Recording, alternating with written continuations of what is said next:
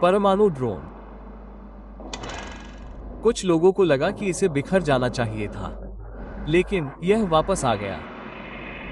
Bikini atoll के ऊपर आग के गोले से मानव इतिहास के चौथे परमाणु विस्फोट के उबलते हुए सफेद तने से एक अकेला विमान निकला, भूतिया, बरकरार और बर्फ से ढका हुआ। कुछ देर पहले ये लड़ाकू विमान खून से लाल हो गया था, अब ये बिल्कुल सफेद हो गया था। मशरूम के बादल की अप्राकृतिक ठंड से जम गया था। अंदर कोई पायलट नहीं था, पंखों को कोई नुकसान नहीं हुआ, बस एक टपकता हुआ चमकता हुआ प्रेत चुपचाप समुद्र की ओर बढ़ रहा था। प्रत्यक्षदर्शियों ने इसे स्नो व्हाइट हेलकैट कहा, एक ड्रोन जो परमाणु बम से उड़ गया और उससे भी अजीब तरीके से वापस आया। 1 जुलाई 1946, ऑपरेशन क्रॉसरोड, बिकिनी एटोल। संयुक्त राज्य अमेरिका ने गिल्डा नामक 23 किलोटन का बम विस्फोट किया। लेगून में लंगर डाले 95 युद्धपोतों के भूतिया बेड़े के ऊपर 520 फीट। जैसे ही आग का गोला फूटा, एक नए तरह के युद्धक विमान ने उड़ान भरी। दूर से संचालित ग्रिमिंग F-6 F-5 के हेलकैट्स का एक स्क्वाड्रन करियर श्रृंगला से लॉन्च हुआ और पास में ही सुरक्षित दूरी पर चक्कर लगा रहे मदर प्लेन से नियंत्रित हुआ। द्वितीय विश्व युद्ध के समय के इस विमान को हथियारों से मुक्त कर दिया गया था और इसके कॉकपिट में गाइडर, काउंटर, फिल्टर बैग और कैमरे भरे हुए थे। और फिर उन्होंने अकल्पनीय काम किया, वे सीधे मशरूम के बादल में उड़ गए। जिस गर्मी से जहाज वाष्पीकृत होते हैं, उसी गर्मी ने किसी तरह लड़ाकू विमान को उड़ान के बीच में ही जमने पर मजबूर कर दिया। इस बदलाव ने अनुभवी अधिकारियों को भी चौंका दिया। एक पायलट, लेफ्टिनेंट जॉर्ज ब्राइटाइट ने कहा कि बादल से ज्यादा गर्म स्टील जैसी गंध आ रही थी। फिर भी हेलकैट बच गया। लैंड करने से पहले उसकी बर्फ पिघल गई, लेकिन रेडिएशन नहीं। धमाके से F-6F हेलकैट ऊपर उठा, जो बर्फ से ढका हुआ था और आग से अछूता था। कुछ ने इसे भूत कहा, तो कुछ ने चेतावनी। वॉर थंडर में ऐसी मशीनें अभी भी लड़ती हैं और आप नियंत्रण लेते हैं। वॉर थंडर अब तक का सबसे व्यापक वाहन युद्ध खेल है।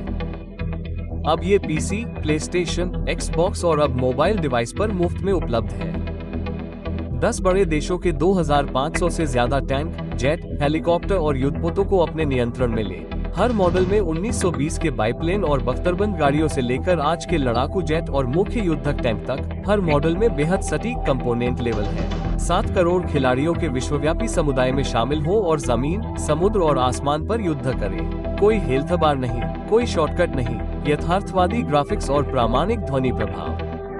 हर गाड़ी को उसके अंदरूनी हिस्सों, ईंधन लाइनों, इंजनों, हथियारों और क्षति प्रणाली के हिसाब से बनाया गया है। आप देखेंगे कि कवच को स्कैल्पेल की तरह तराशकर एक ही खोल बनाया गया है। और अब मैं नए मोबाइल वर्जन की बदौलत सड़क पर भी खेल सकता हूँ। ये डेस्कटॉप वर्जन जितना ही तेज, तरल और दमदार है।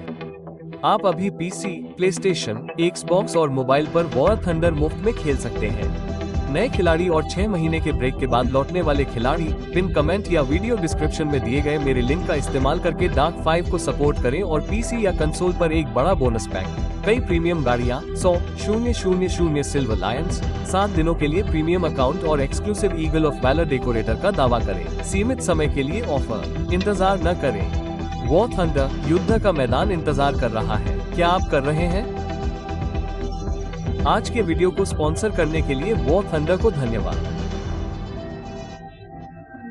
रेगिस्तान में बना जंगल। मई 1953 में नेवादा रेगिस्तान में संयुक्त राज्य सरकार ने कुछ अजीब किया। उन्होंने एक जंगल बनाया, पारिस्थितिकी के नाम पर नहीं, बल्कि ये देखने के लिए कि जब कोई परमाणु हथियारों से प्रज्वलित करेगा तो क्या होगा। इसके बाद ऑपरेशन अपशॉट नॉट होल का दोबारा परीक्षण हुआ, जो परमाणु युग की सबसे शानदार घटनाओं में से एक है। 70 साल बाद पूरे परिणाम अभी भी गुप्त है। उन्होंने इसे प्रोजेक्ट 811B कहा। नेवादा के माउंट चार्ल्सटन से 145 बड़े पाडेरोसा पाइन्स काटे गए, ट्रक में लादकर नेवादा परीक्षण स्थल पर ले जाया गया और रेगिस्तान की रेत में सीधा खड़ा किया गया। हर तने को ग्राउंड जीरो से 6500 फीट की ऊंचाई पर कंक्रीट के बूट में लगाया गया। इसका उद्देश्य नाटो योजनाकारों को ये दिखाना था कि सोवियत हमले के बाद यूरोप में जंगल कैसे जल सकते हैं। B-50 बम वर्षक से 27 स्केल्टन का परमाणु बम गिराया गया। यह उपकरण एरिया 5 के ऊपर 2400 फीट की ऊंचाई पर फटा, जहां सेना ने एक कृत्रिम उपनगर और रहस्यमय जंगल बनाया था। प्रत्यक्षदर्शियों के फुटेज, कम से कम जो जारी किए गए हैं, में एक चकाचौंध करने वाली चमक दिखाई देती है।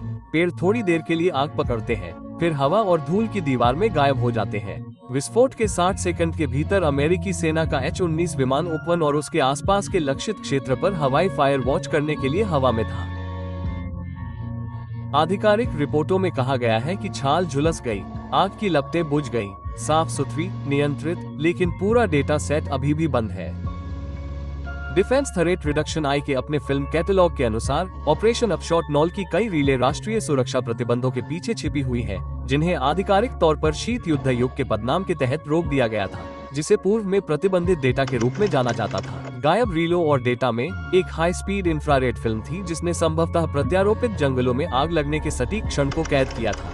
एक पूर्ण थर्मोप रिपोर्ट जो ये बता सकती है कि आग वास्तव में कितनी गर्म थी, सेकंड दर सेकंड, और फायर वॉच हेलीकॉप्टर लॉगबुक का एक सेट अब संग्रह से आंशिक रूप से हटा दिया गया है। शोधकर्ताओं ने FOIA के माध्यम से इन रिकॉर्ड को प्राप्त करने का प्रयास किया है। उन्हें जो वापस मिला वो संशोधित अनुक्रमणिका, रोके गए पृष्ठ और एक संदेश बार बार दोहराया गया था। कोई रिकॉर्ड जारी नहीं किया गया। कारण ये है कि वे केवल जंगल की आग के व्यवहार को प्रकट नहीं करते हैं, वे स्वयं हथियार के थर्मल पल्स हस्ताक्षर को उजागर करते हैं। डेटा अभी भी शीर्ष गुप्त आधुनिक परमाणु फायरस्टॉर्म भविष्यवाणी मॉडल में अंतर्निहित है। और एक और बात है, डिक्लासिफाइड सारांशों का उल्लेख है कि एनकोर के इग्निशन कर्व्स का उपयोग बाद के बंकर डिजाइनों में किया गया था। कुछ शोधकर्ताओं का मानना है कि उन्होंने ऐसे फॉर्मूले बनाए हैं जिससे आज भी निर्माण में इस्तेमाल होने वाले परमाणु आग से होने वाले नुकसान को उल्टा किया जा सकता है। लेकिन जंगल खत्म हो गया है, अब सिर्फ पेड़ों के तने हैं जो कंक्रीट से घिरे हैं और रेगिस्तान में दबे हुए हैं। उपग्रह से ली गई तस्वीरों में अभी भी धुंधली रेखाएं हैं जहां वे खड़े थे, राख में दांतों जैसी पंक्तियां। और कहीं न कहीं एक ऐसी सरकार की तिजोरी में एक परत अभी भी जल रही है जिसने कभी सिर्फ जलाने के लिए जंगल उगाए थे। पेड़ों द्वारा परमाणु आग जलाने का अनदेखा रिकॉर्ड। और विज्ञान जो साझा करने के लिए बहुत खतरनाक है, खो गए रेडियोधर्मी पुतले। वे जगह जगह जमे हुए थे। चूल्हे के पास माएं, कुर्सियों पर बैठे पिता, बच्चे बिस्तर में आराम से सोए हुए। 17 मार्च 1953 को सुबह 5:20 बजे उन पर 16 कोटन का परमाणु बम गिरा। एक सेकंड बाद उनकी दुनिया बिखर गई। एक घर वाष्पीकृत हो गया, दूसरा अपनी जगह पर बना रहा, लेकिन अंदर कोई नहीं बचा क्योंकि वे इंसान नहीं थे। वे JC पेनी के बेहतरीन कपड़े पहने हुए पुतले थे जिन पर जॉन और जाने जैसे नाम थे, जिन्हें अमेरिका के पहले सीधे टीवी पर दिखाए गए परमाणु हमले में मरने के लिए भेजा गया था। उसके बाद वे गायब हो गए। आज उनमें से एक का भी पता नहीं चल पाया है। एनी नाम का ये धमाका ऑपरेशन अपशॉट होल का हिस्सा था, लेकिन एनी सिर्फ हथियारों का परीक्षण नहीं था, यह एक PR स्टंट भी था। संघीय नागरिक सुरक्षा प्रशासन ने इसे ऑपरेशन डॉरस्टेप नाम दिया था।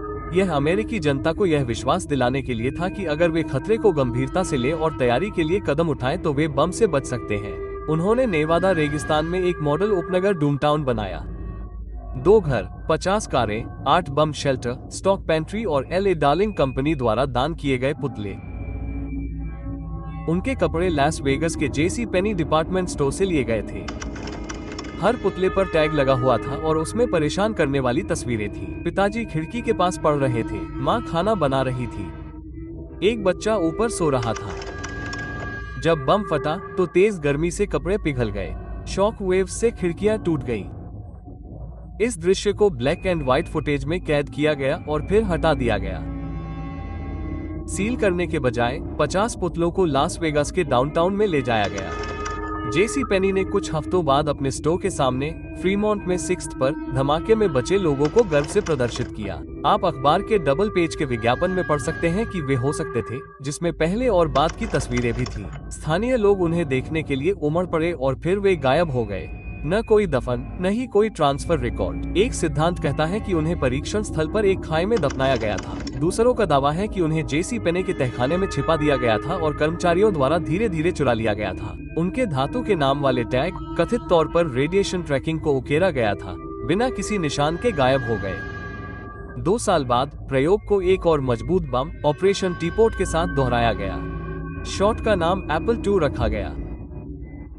नकली शहर बड़ा था, अधिक घर, अधिक पुतले और इस बार बियर। हाँ, पुतलों के बीच श्लिट्स और पैप्स की पंक्तियां थी, ये देखने के लिए कि क्या बियर बम से बच सकती है। ऐसा हुआ। सरकारी वैज्ञानिकों ने इसे पीने योग्य घोषित किया और स्वाद को स्वीकार्य माना गया।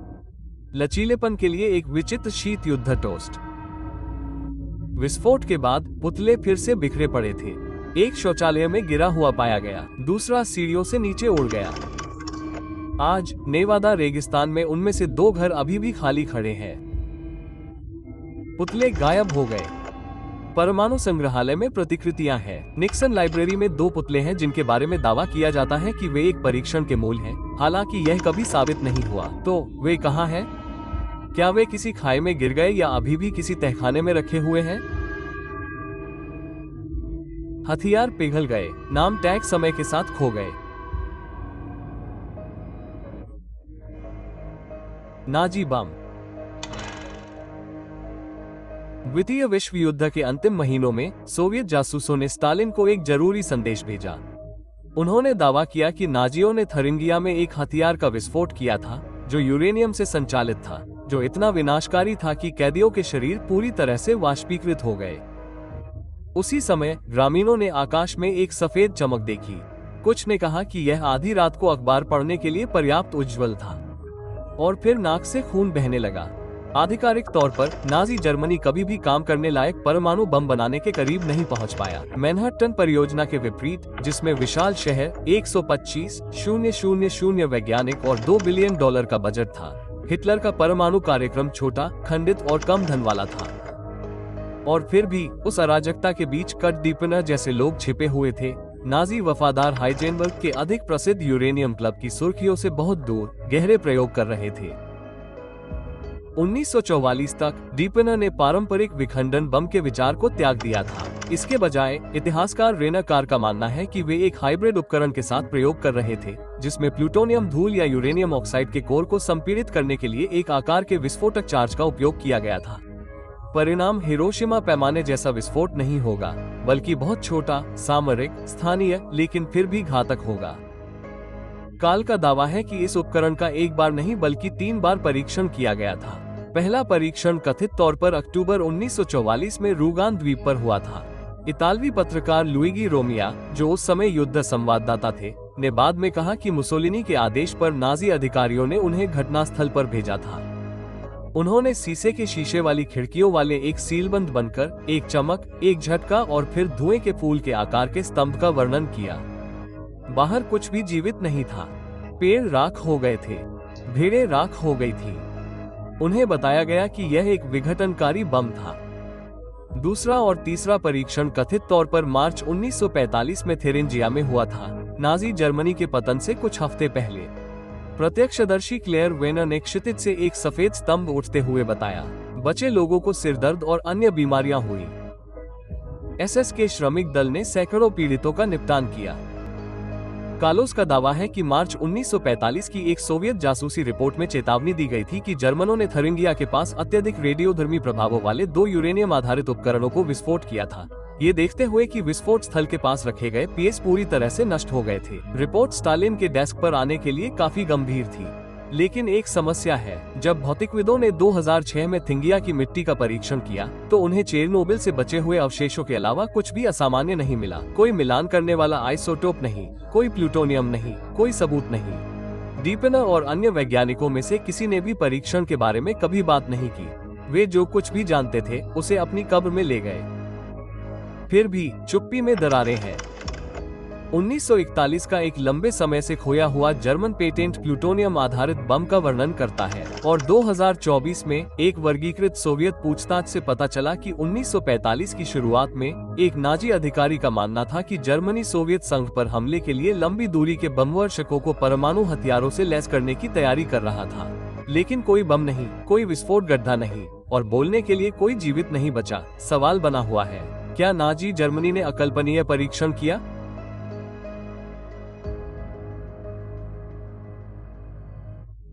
इतिहास में सबसे तेज मानव निर्मित वस्तु। 27 अगस्त 1957, नेवादा रेगिस्तान। 500 फीट गहरे बोरहोल पर 4 इंच मोटी स्टील की प्लेट वेल्ड की गई है। उसके नीचे एक परमाणु बम है।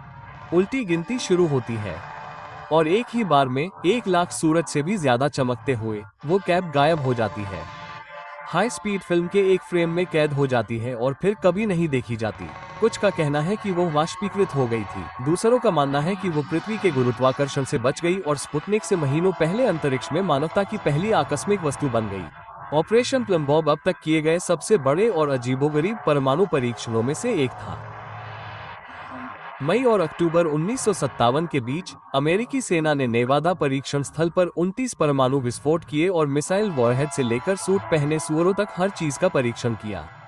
लेकिन इस अराजक हथियारों की दौड़ के नीचे एक स्पष्ट प्रयोग छिपा था, जिसका आधिकारिक रिकॉर्ड में मुश्किल से कोई नाम था। इसे पास्कल बी नाम दिया गया था। इसे नष्ट करने के लिए नहीं, बल्कि नियंत्रित करने के लिए डिजाइन किया गया था। भौतिक विज्ञानी रॉबर्ट ब्राउनली को ये पता लगाने का काम सौंपा गया था कि रेडियोधर्मी गिरावट के बिना परमाणु विस्फोट को कैसे भूमिगत किया जाए। तो उन्होंने एक छोटे प्लूटोनियम उपकरण को एक संकरे शाफ्ट के नीचे रखा और ऊपर से 900 किलोग्राम के जालीदार स्टील के ढक्कन से सील कर दिया। उसके बाद जो हुआ वो योजना का हिस्सा नहीं था। ब्राउनली ने अनुमान लगाया था कि ढक्कन उड़ जाएगा, इसलिए उन्होंने बोरहोल पर एक हाई स्पीड कैमरा लगाया, जिससे प्रति मिलीसेकंड एक फ्रेम शूट हुआ। 0 घंटे पर 300 टन का विस्फोट हुआ, जिसने बम के ठीक ऊपर एक 2 टन का कंक्रीट प्लग वाष्पीकृत कर दिया, जिससे शाफ्ट तोप में बदल गया। हाइपरसोनिक गति से चलने वाली शॉक वेव कैप से टकराई। ये ठीक एक फ्रेम में दिखाई दिया, फिर यह चला गया। उस पल में तय की गई दूरी के आधार पर ब्राउनली ने इसकी गति की गणना की 125,000 मील प्रति घंटा। यह इसके पलायन वेग का 5 से 6 गुना है। इतिहास में सबसे तेज मानव निर्मित वस्तु और संभवतः अंतरिक्ष में पहुंचने वाली पहली वस्तु। दुर्घटनावश प्रक्षेपण। प्लेट कभी नहीं मिली। खोज दल को कुछ नहीं मिला। ब्राउनली को शुरू में लगा कि यह वायुमंडलीय दबाव और गर्मी से वाष्पीकृत हो गया, लेकिन वर्षों बाद वह इतना आश्वस्त नहीं था। मिसाइल प्रोग्राम पर काम करने के बाद उन्हें शक होने लगा कि क्या इसके नष्ट होने का समय होगा। विस्फोट बहुत जल्दी हो गया था। बिल्ली बहुत तेजी से आगे बढ़ी। वो अंतरिक्ष में पहुंच गई होगी। उनके अपने शब्दों में, ऐसा जरूर हुआ होगा। दूसरों को भी ऐसा ही लगा होगा। इस घटना ने चुपचाप प्रोजेक्ट थंडरवेल को प्रेरित किया, जो भूमिगत परमाणु भाप बंदूकों का उपयोग करके अंतरिक्ष यान लॉन्च करने की एक अप्रयुक्त योजना थी। आज वो टोपी भाप के अलावा कुछ नहीं हो सकती है, या यह अभी भी शून्य में अंतहीन रूप से घूम रही होगी, शीत युद्ध के डर और एक अविस्मरणीय गलत अनुमान का अवशेष। आज के वीडियो को प्रायोजित करने के लिए वॉर थंडर को फिर से धन्यवाद। याद रखें, आप अभी पीसी, प्लेस्टेशन, एक्सबॉक्स और मोबाइल पर वॉर थंडर मुफ्त में खेल सकते हैं। पिन कमेंट या वीडियो विवरण में मेरे लिंक का उपयोग करके बस साइन अप करें। नए खिलाड़ी और 6 महीने के ब्रेक के बाद लौटने वाले लोग पीसी और कंसोल पर एक विशाल बोनस पैक, कई प्रीमियम वाहन, 100,000 सिल्वर लायंस, 7 दिनों के लिए प्रीमियम अकाउंट और विशेष ईगल ऑफ वैलो डेकोरेटर को अनलॉक करेंगे। लेकिन जल्दी करें, यह विशेष ऑफर लंबे समय तक नहीं रहेगा। युद्ध का मैदान इंतजार कर रहा है। अभी कूद जाओ। और डार्क 5 को सपोर्ट करने के लिए शुक्रिया। अगर जमे हुए फाइटर जेट, जंगल और यहाँ तक कि मैनिक्विन भी रिकॉर्ड से गायब हो सकते हैं, परमाणु युग से और क्या है जो हमें कभी देखने को नहीं मिला? कमेंट में मुझे बताएं। हमेशा की तरह डार्क 5 देखने के लिए शुक्रिया। इस दुनिया और उससे परे के सबसे बड़े रहस्यों की खोज जारी रखने के लिए लाइक और सब्सक्राइब करें।